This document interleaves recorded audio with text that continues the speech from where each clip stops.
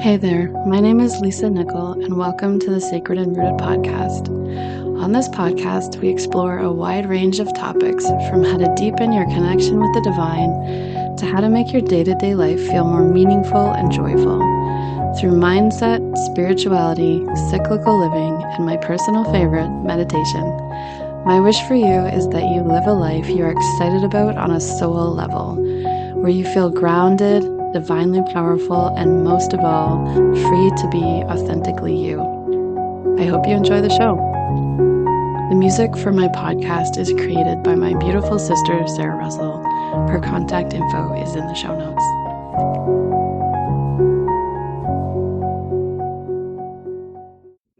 Hello, welcome to the podcast. Thanks for tuning in today.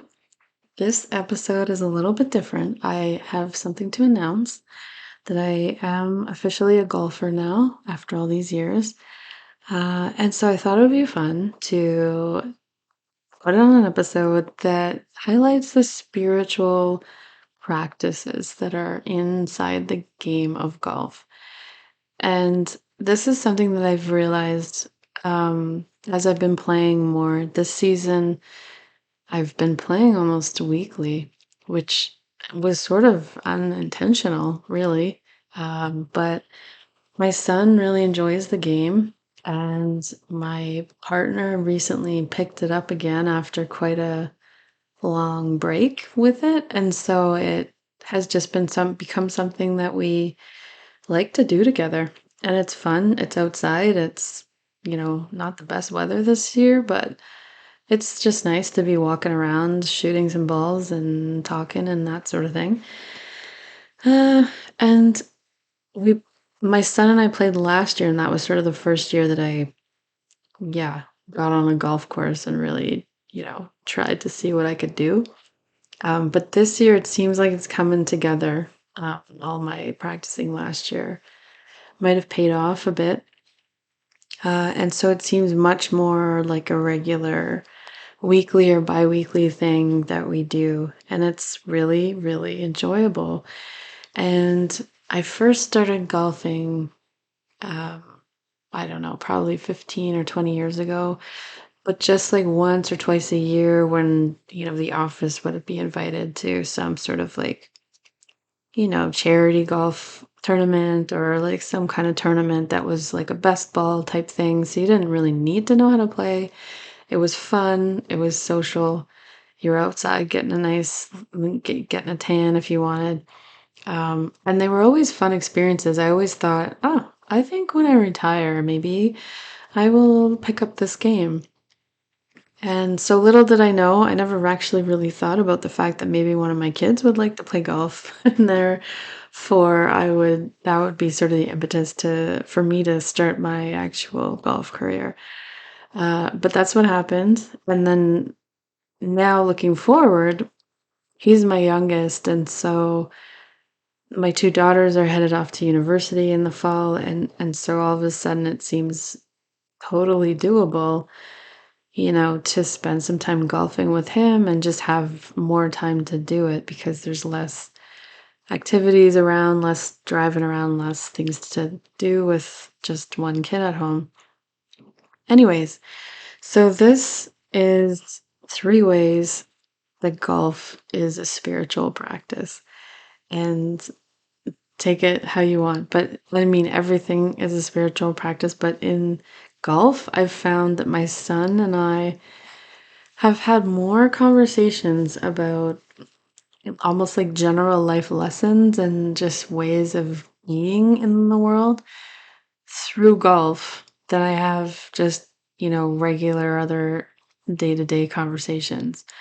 And so I started noticing this, and then I thought, wow, this is a really cool game. I can see why so many people like it. And so I'm a little late to the show, maybe, but I can totally see why it's something you can do your entire life and just always feel like you got a little bit something else. It's fun, just straight out, but then also there's always like a little tweak here, a little tweak there. If you do want to try and like, improve your score or just your consistency, which I guess would improve your score too, probably. Anyway, so I thought I'd do this podcast just for a little bit of a fun, different kind of perspective on things. And so number one of the ways that golf is a spiritual practice is that it teaches you extreme patience, and like emotional, almost like emotional regulation. Because if you take your, whatever's happening in your game, and you can't just be patient with it. Like golf does not pay off when you are just whacking around balls as fast as you can. Like you want to think about what you're doing, you want to kind of see what your strategy is as far as getting to the hole in the shortest amount of hits, and and then and then execute.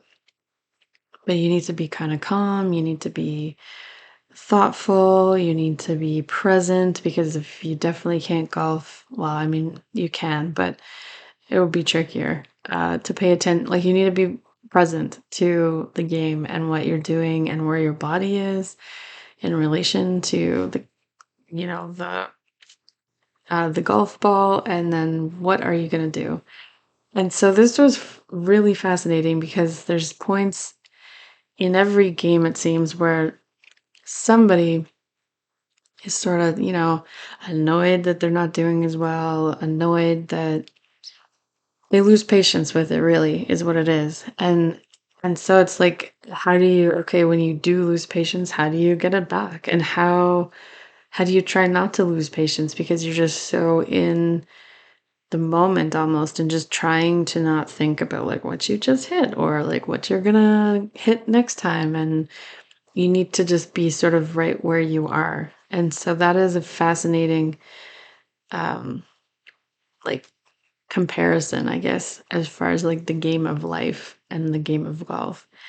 And so yeah, it teaches you patience, because if you lack patience, or you lack or you're just hurrying through, it's just you're not going to perform as well. And so that was one thing that for me I had to learn myself, because sometimes, especially when you're learning and it seems like, oh, this is really a lot harder than it seems, or how come everyone else can do this so much better than I can? But they've been playing for decades potentially, or years at least in my son's case. So yes, teaches you patience. So bring patience with you to golf and bring it to your life as well. Um, and so the other thing, number two, so that was number one way golf is a spiritual practice. Number two, um, your results can change dramatically with just the smallest of tweaks and the smallest of like body adjustments, positioning adjustments. It's incredible. And so, like, I mean, obviously, I'm a little late to the party, but that's obviously why there's so many people at the driving range, like, all the time. Uh, and it's because when you get into the rhythm, or you get into the what is actually a good hit and how that feels in your body and where your body is in relation to club and the ball and everything, it can make a big difference. It's really fascinating. And if anyone out there is a golfer and they've gone to like a pro or like a lesson, like it's not like you have to throw your whole swing out, but there is an art to it. And the more you want, it's like the deeper you want to get with golf, the deeper it will go for you, which is really cool because it's like an endless learning adventure, which is a lot like life. And the thing is too, when you do make a change and you notice, oh, like, even if you're not doing it on purpose, actually, even if you just hit a really good ball and you're like, okay, I wish I could, how did I do that? Like, what's the difference between that one and maybe the one I hit just before that was like shit? And so you start to notice that, or like people you're playing with can say, okay, it looks like, maybe you're a little this, a little that. And you can start to see what really works and to try and mimic that over and over again. And so then yeah, I guess that's why people go to the driving range so much.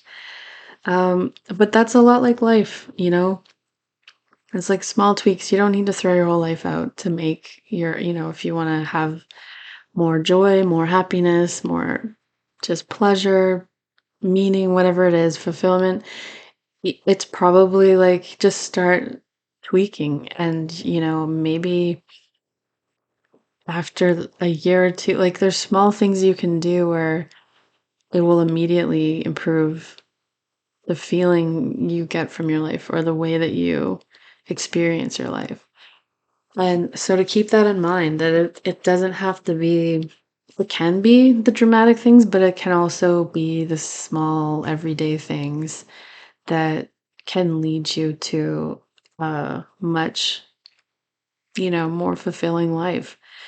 And so in golf, the same is true. It can be the small tweaks, the small little things that really, you know, change the course of your game, frankly.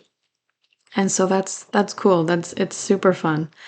Uh, but it is frustrating when maybe you usually play one way and then whatever day it's just not your day maybe, and you can be immensely frustrated and just think like, where did my really great swings and hits go?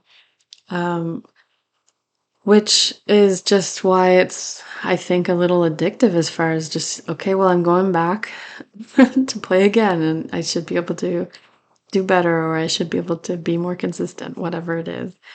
So that's the second way. And the third way, like golf is a spiritual practice, is it it's like usually, I mean, you can do it. Sorry, there's a dog barking outside and I don't know if you can hear that or not. But yeah, we have a neighbor. We have a dog the next door, and geez, the dog is so, so, so barky. It's not even funny. I think it's scared of its. I think when it's outside, it's almost scared of everything. Because when it is in the backyard, it just yaps, yaps, yaps, yaps, yaps. Anyway, sorry about that. I didn't, well, she wasn't out here earlier, so I thought I would be okay. Anywho, number 3, why golf is a spiritual practice. If you do it in a group, um, or not, but in a group, you have to give and receive, I guess. On your own, you do need to learn how to just shake stuff off. So if something bad is happening in your golf game and you're like, God damn, why can't I why can't I drive this as far as I normally do? Or why am I putting and it's taking so many putts to get the hole in, or the ball in the hole. And so you have to sort of each hole, whatever happened on that hole, like leave it at the hole and get to the next hole and start fresh. And so you have to figure out for yourself like mindset tools. You have to physically shaking it off and just like jump around or something to just kind of let it go, leave it there. Don't carry it with you is not going to help your next hole's game.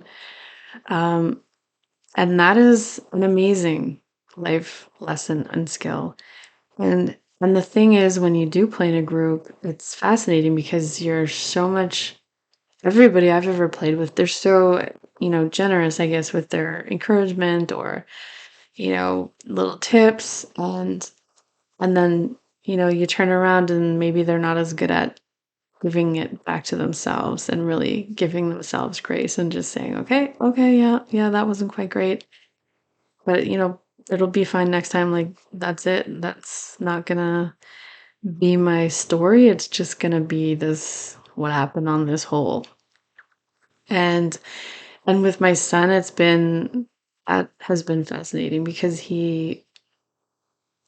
I think it was one of the first like reoccurring situations where he would get frustrated, and it was like the discussion we've had a lot was kind of like, how do you let go of your frustration, like as it's building, or your disappointment if the hole you're playing it was just like not a good show of all your golf skills, And so how to just, okay, that was the sixth hole.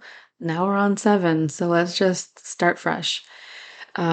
Take whatever lessons you want from it, but not to take it into the seventh hole and then already from the start be like stressing about like how are you going to hit this ball and hopefully you don't, score 10 again or whatever it is, because that's somehow how my holes go. But yeah, that is a great life lesson as well. And it correlates really beautifully where, so, as you are building up your golf game skills and you are building up your capacity to hold the friggin' drama that it seems that golf seems to have with it, as far as the ups and downs, especially if you play 18 holes, it's even more likely that you're gonna have some holes that are just not your best and some others that are maybe like exceptional, and there's gonna be a whole bunch that are just kind of like your consistent effort. Um, and so to just roll with it, like it's not, if you hit a really great hole, it's not going to be like, oh, all of a sudden you're an Olympic champion at golf. It's just going to be like, wicked. So you can do that. And then you know when you're practicing that that is possible for you. Um, but not to make it like the next hole. If you don't hit like that, then somehow you're inept and you can never learn more. And it's such a stupid game and all this stuff, which is somehow how it feels, sometimes how it feels. Um, but yeah, you get to encourage others, you get to cheer each other on and have fun and share golfing tips, especially, if you actually have golfing tips to give. I'm not so much in that boat yet. But it is fun to see and experience and just really truly embody the ability to shake it off, whether it's really good or really bad, and to just then turn your focus and your presence to the next hole and give it your best and see how that goes. And that is certainly something that uh, makes life easier too if you can master that. And even when you watch or not hockey, the golf games, the tournaments on TV, like the pros even have holes that are, they're all in the sand or they're off in the woods, and it's like, oh crap. And they have to shake it off and they have to figure out how to just be present and not be bringing the baggage from the other hole into this next one. And that is a skill that can be learned, no problem.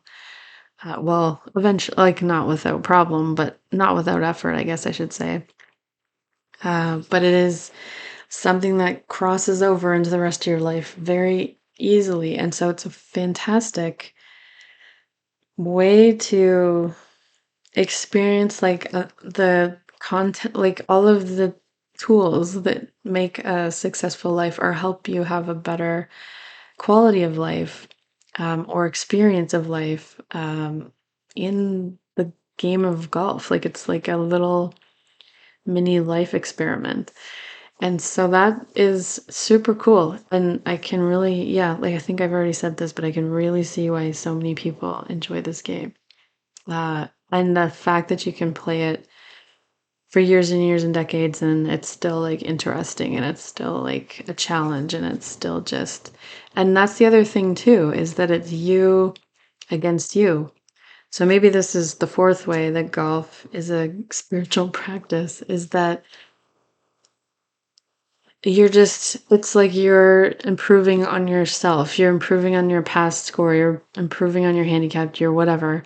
But it's not like people don't, I mean, they compare scores with each other, but it is a game against your own mindset, against your own techniques, and so it's you and you. You're just besting yourself, and that is exactly what life is. There's no comparison needed with the neighbors. There's no comparison needed with anybody else in your life. It's like, how are you doing? How are you enjoying the game? And how are you continuing to improve in areas where it seems like you could improve, and noticing where those areas are and asking for help and figuring it out. And that is exactly what golf is as well. And so those are my four, reasons why golf is a spiritual practice. Just to recap, number one, it teaches patience, extreme patience, and just presence. Like, because you have to just be present without the impatience, without the frustration that can easily come depending on how your game is going at any given time. Number two, your results can change with just the smallest of tweaks. And so, similar to life, you don't have to flip your whole life upside down just to get a better, to change your life. You can look at a part of your game and tweak it and improve that part, and then go to another part and tweak it, practice, do whatever, and improve it. And step by step, your game will improve and you will become more consistent. And the same thing with life. Number three, you're encouraging others and you're shaking it off yourself. And so, again, the ability to kind of come back from disappointment and take in the, like, the holes in ones or whatever kind of great shots you've had, and to just take them all in as like just part of the game. And it doesn't say anything better or worse about you. You don't have to take the baggage on and walk it through the entire course. Leave whatever happens at that hole at the hole and just get to the next hole, start fresh. And that is just such a such a great lesson for life, if there was ever one. And number four, what the heck was number four? I can't even remember now. I didn't actually write that one down. But there was a fourth one, a bonus one. And that I can't actually, I'm totally drawing a blank to what it was. But there are many, many more than four spiritual, you know, rules, or why golf is a spiritual practice. There's more than three, there's more than four. So I'd love to hear what other ones you have, because it is kind of a cool game as I've been putting it together, with not only improving myself and my game, but also just seeing how others are playing and how they're responding and how it's going for them, and just seeing all the different ways you need to be able to skillfully and agile, um, and just be agile, I guess, to what's happening, but not let it stick to you and not let it take you down the rabbit hole, and then you're sitting there angry after three or four different holes, instead of just, yeah, I had one bad hole. Okay, no problem. Next hole is a new hole. Let's try it again.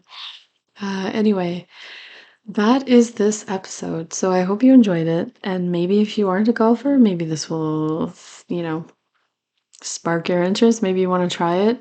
I am totally looking forward to eventually joining some kind of women's club or women's league at some golf place. Just because I think it would be a fun way to meet women too, that like just, have different friends from different genres, if you want to say. Um, and just to see how it is to play with different people and have some laughs. So yeah, if it sparks your interest and you want to start golf, I'd love to hear from you, encourage you and that kind of thing. And if you're a longtime golfer, I'm sure you are just kind of laughing at these insights, because you're like, yeah, of course, this is totally what we've been battling against our whole golf career. And then to just also sync it with your life and realize, like, okay, if I can do this at golf, then I can do this in life. And so maybe I won't, you know, drag my baggage from Monday all the way into Friday, or, that kind of thing. Just leave it on the field and start fresh. All right, so that is the episode. I hope you enjoy it. Please, if you have enjoyed it, like, share, and subscribe the podcast, um, because it does help spread the word and spread it around in all of the ways that I don't know what the AI or the matrices are doing, but yeah, it helps it spread. And I will see you in the next episode. Take care and have a beautiful day.